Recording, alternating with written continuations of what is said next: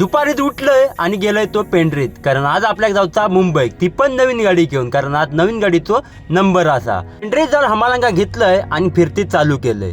फिरती चालू करता करता पटापट आपले पेटी येऊक लागलो आणि मास्तरांनी आपलो मेमो उतरला आणि जो निघालय तो सरळ येऊन पोचलोय तो आपल्या सर्व्हिसला, डायरेक्ट पडेलला. आपली नवीन गाडी पहिल्यांदाच भरणार होती, त्यामुळे काकाने पूजा केल्याने आराना घातलाने आणि आम्ही थैसना निघाला.